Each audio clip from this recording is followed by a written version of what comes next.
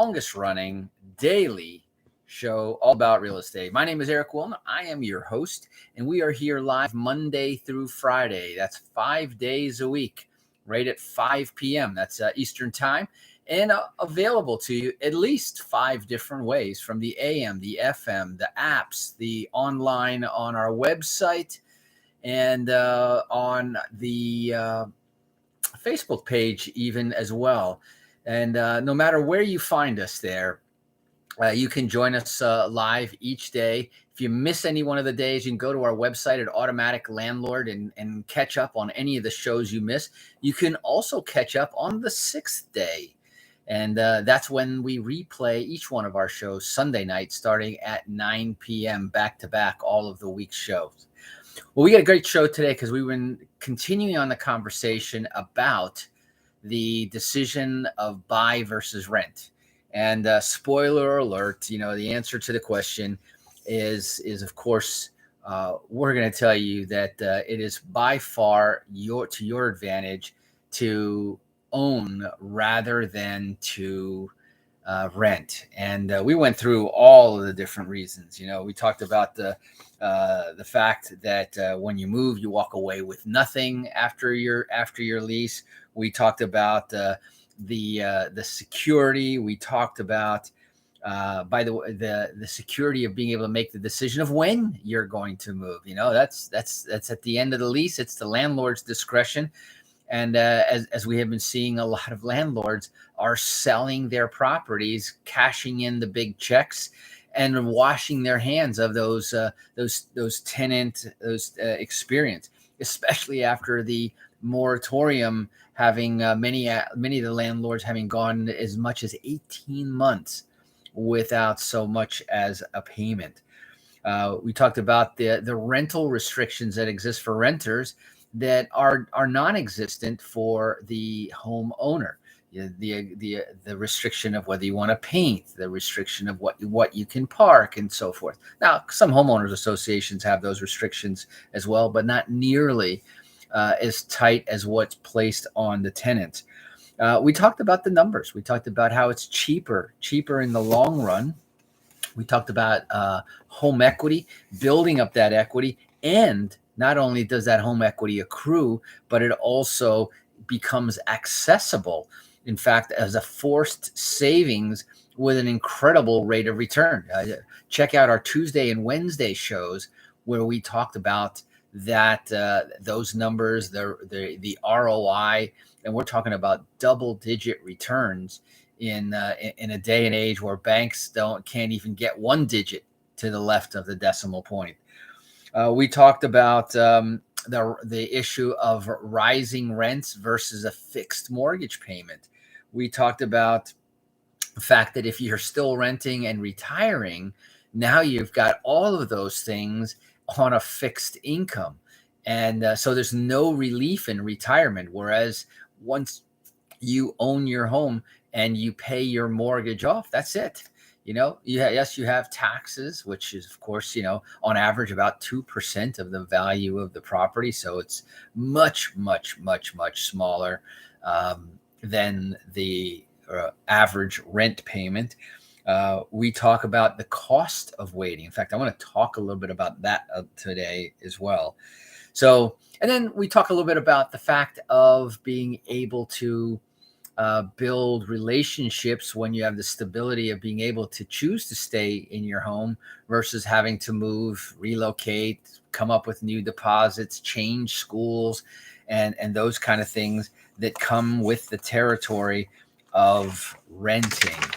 So if you're ready to take control back and have some say so in where you place your hard-earned dollars, and the simple solution is to put that money in your pocket, in your equity, or if at worst case, in your bank account. Now, obviously that won't happen overnight. And if fluctuating rates freak you out, then let's put it in perspective. It's a kind of interesting conversation as well about the rates and the rates of return are impacted by that as well. And that's why I think time is of the essence, and really why, if you haven't started looking and you wanted a good, unbiased, fair assessment of where you stand, what's your credit at this particular point in time? What is your down payment status at this particular point in time? And I'll tell you, you hear me say this over and over, it doesn't matter. It really does not matter whether you have great credit or even no credit. We can even show you, and this is very unique out there, how to turn your rent payments into a credit score. If you have evidence of your rent payments, and I can bring your history going as far back as 24 months, 2 years, so I can reverse engineer and build credit for you like that, literally overnight, create that credit score. And so credit is not the issue. Believe me, there are three key factors in buying a home, and that is credit, down payment, and income. If credit is the issue, I just explained how it's not really the issue. It is something that many people create as an obstacle, but it isn't really one. If you're coachable, cooperative, and willing to put in a little bit of effort to fix a situation that's not ideal now, we're here to coach and guide you along the way. Down payment, same thing. Often used as an obstacle, in fact, often used as a cause of procrastination. And so here again, we have a situation where there's down payment assistance. There's lots of different resources out there. We even have some as well when the situation fits right. We have investors that will help. We have scholarships that will help. We have all sorts of different things. So down payment is not the issue either. And so what's the third thing? It's the income. And that's where I usually say, come to me showing me that you can afford or have afforded rent payments. Now we can start talking about what kind of a house you can afford. If you can afford those payments, great. If you can afford a little bit more, great. If you need to afford a little bit less, well, now that got a little bit tougher, and hopefully we can work that out. But even in the area of additional income, we got some solutions for you there as well. Oh, and by the way, you've heard us talking about the automatic landlord's debt solution, right? We show homeowners how to pay off their mortgage a lot faster. We show investors how to pay off their mortgages way faster than the normal term of their loans. We show them how to save tens, if not hundreds of thousands of dollars. And that is only possible when you are an owner of real estate. So right back to that buy versus rent, there are doors and opportunities opened to homeowners that aren't even available to a renter. So if you're ready, like I said, to take back control and save a bunch of money, cheaper in the long run. In fact, today it's cheaper in the monthly run as well, but certainly in the medium to long term, I'll show you over and over and in multiple ways why owning a home is cheaper than renting. So now, obviously, none of this will happen overnight, and none of this will happen without you making the first step. And you can do it one of two ways. Number one is you can give us a call. You can call us toll free. That's 888-595-7779. That's our phone number. Once again, that's 888-595-7779. In addition to that, you can text us. You can text the word buy, B-U-Y. If you've made the decision and if you're ready to change your life and move forward into 2022 in a positive sense, creating equity, creating stability, and creating wealth, then text the word buy. Here's the number. Plug it into your cell phone, write it down, tattoo it to your wrist. 561-861-2366. That's our ongoing, all the time 24-hour text line. All you have to do again is text. Here's the number: 561-861-2366. And the word today is buy. Anyway, we're going to go ahead and take a quick break here. A few words from our sponsors. When we come back, I want to talk a little bit about the interest rates, the effect that has on renting versus buying. And yes, it does. Interest rates is not just a problem of the homeowners and mortgage holders. It is a bigger problem, in fact, for renters, because it affects their payments, that the cost of renting today, and it's going to affect it in the future in terms of rent increases, but it's also going to prevent them from being able to afford. So now's not the time to wait and see. This could be, day one and not one day I will. Anyway, let's go ahead and take that break. You're listening to The Real Estate Show. We'll be right back.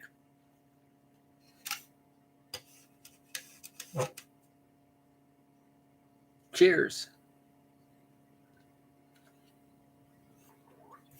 I wish it was Friday evening, Marianne. Today's Thursday. We're jumping a day, and I don't want to jump a day. We've been having so much fun with all of the Christmas parties. Do you know that we have a party 5 out of 7 days this week? As you can tell, and think about it, I think everyone is so tired of being locked up for the last 18 months and restricted and forced to shelter in place and wear masks and everything. And the parties are everywhere. And Thursday is Friday Eve. I like that one. That's a good one. Hey, I heard a really cool quote today, and every once in a while there's cool quotes all the time, but this one here I think is just phenomenal. Our lives serve as an example to people or a warning, and so when all is said and done, do you want people to look at your life as a warning, what coulda, shoulda, woulda been, or as an example of a beacon for other people to follow and emulate?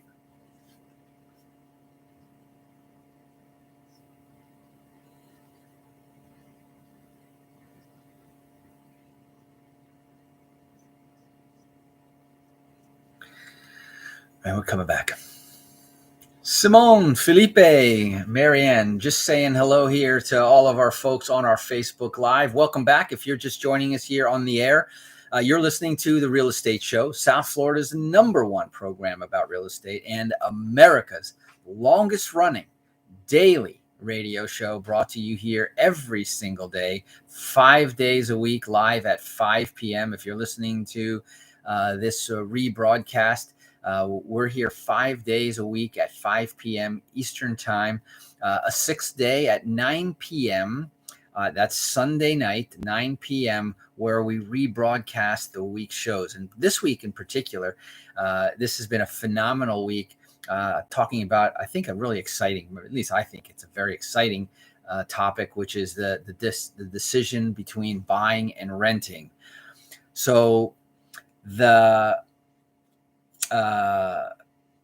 conversation, obviously, and I've got extensive notes and even a neat little ebook that has been generated from all of these notes. If you're interested, when you text the word buy, I'll send you a copy of all those notes, including this little ebook that I'm referring to. So we had this conversation about rates right before the break, and I was explaining why interest rates can obviously not only negatively affect a home buyer, and that's why time is of the essence. And I'm going to tell you, if you're not paying attention, the Federal Reserve came back because of their concerns over inflation, which they've now, well after the fact, began to not only acknowledge it, but now they have concern over it. And the one of the measures in order to slow down inflation and sort of slow down the economy is to raise interest rates. And what they do is they raise interest rates of the federal funds rate to the banks, and the bank therefore in turn pass it right along to the consumer. And so the solution, as they say, the solution to higher rates oftentimes is higher rates. And so the higher rates of inflation are now being combated with higher interest rates. So one way or another, you're going to get smacked by higher interest rates. And who's going to feel that at the end? The Fed passes it along to the banks pass it along to the consumers, to the home buyers, to the landlords, and the landlords, of course, again, pass it along to the tenants, who then are at the mercy of what they can rent and at what price. So fluctuating rates have you freaked out, and one of the solutions when rates start to go up is to opt for adjustable rates. And according to Freddie Mac, and this was an interesting statistic, the national interest rates would have to reach 9.1%, a 128% increase over today's average rates, for renting to be cheaper than buying.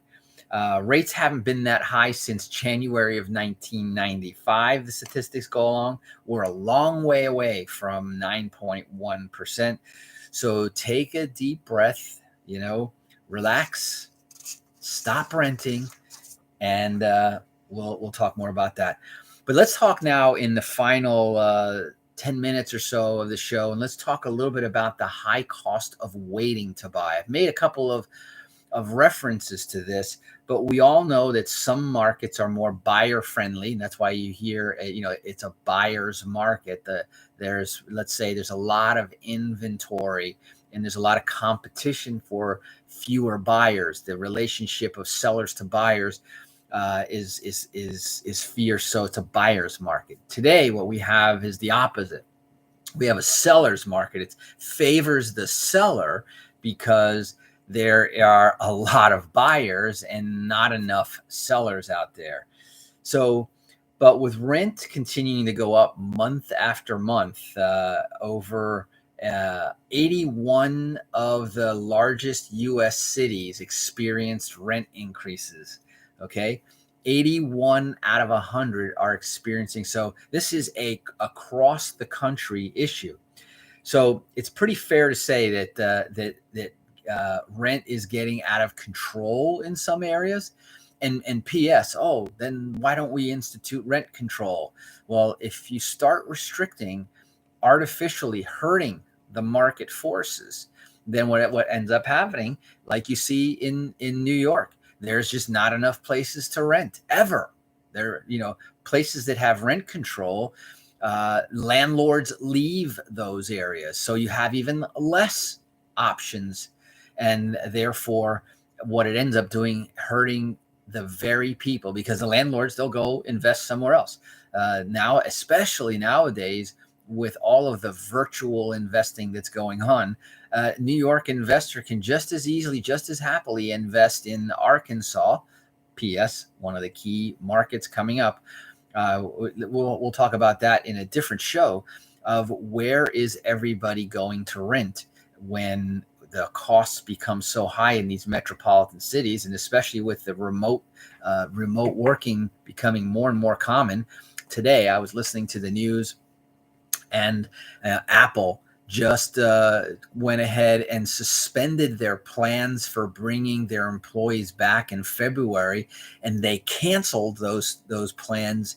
Guess for how long? And this is verbatim: indefinitely. So I often get the question, should I buy now or should I wait till next year? Should I wait till after the election? Should I wait till when interest rates come back down? Well, they're not coming back down so soon. And we have had record lows. In fact, even today, with an interest rate in the 3% range, come on, give me a break. For the majority of my career, over 3 decades in the real estate business, a 6% interest rate was considered good. And we're half of that right now. Again, why I say run, don't walk, and make that move from renting to buying. So there are many factors that can affect how much you pay for a house. But the two main factors are interest rates and home values or price, right? And right now, both of those are going up, which is why I'm telling you that time is of the essence. So let's take a look really quick at what happens if you buy now versus buy later. So now the interest rate is at right around, it's around 3%, right? Uh, Projecting next year, it's going to be over 3.5%, possibly 4%. So the interest rate could as much as double. They're projecting that it's going to increase, not tremendously. I don't expect to see 6, 8, 10% like we saw back in the 70s, although inflation has a nasty habit of driving interest rates up. The home price right now, let's say that $250,000 home based on the projected appreciation, which, by the way, very conservatively here by the numbers that I got from CoreLogic was saying this coming year could be as low as 4% appreciation. So that same 250, by the way, this is no small amount, will now go to 265. 250 will go to 265 at 4.3%, which is CoreLogic's projections. A loan amount, assuming only 5% down, okay, which is a little bit more than first, last, and security, would be a loan amount of $237,000. Or if you wait and did the same 95%, now you have to get a loan for $251,000. Your mortgage payment, if you acted today at today's rates, would be $976 for that $237,000. Or if you have to get a higher rate, higher loan, then your mortgage payment jumps to $1,130. So right there, okay, what is the loss? Number one, you would have lost that $15,000 worth of equity when the house goes from 250 to 265. You will pay more in terms of monthly payment, almost $200 more. And so the cost of waiting is in terms of equity buildup, in terms of principal pay down. If you would have bought now, you would have gone, let's say about $1,000 a month. Let's just round that 976 up to $1,000. You'll pay $12,000 of payments versus, and let's just say you pay the same thing for rent, which you wouldn't have today. You couldn't find a place to rent for $1,000, but about $3,000 of that $12,000 will reduce. So on top of the $15,000 of appreciation, you get another $3,000 of mortgage reduction. So now we're talking about an $18,000 difference in terms of wealth, $200 a month or $2,400 a year higher payment. So if you add that $2,400 on top of the 18, now it's a $20,000 mistake to wait another year. So if you want to see these numbers in your particular, calculated just privately for you, text the word buy to 561-861-2366. Once again, that's 561-861-2366.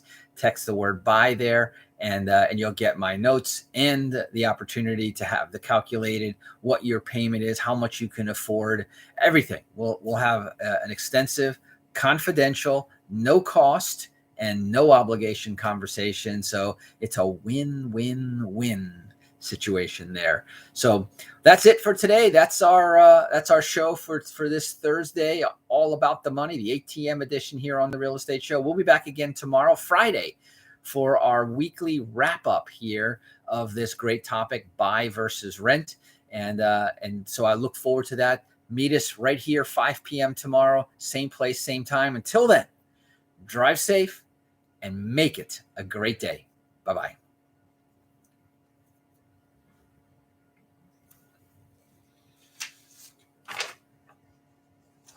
Ta-da! Yes, sir. Thank you. And we'll go ahead and end this stream here on Facebook. That one's on YouTube.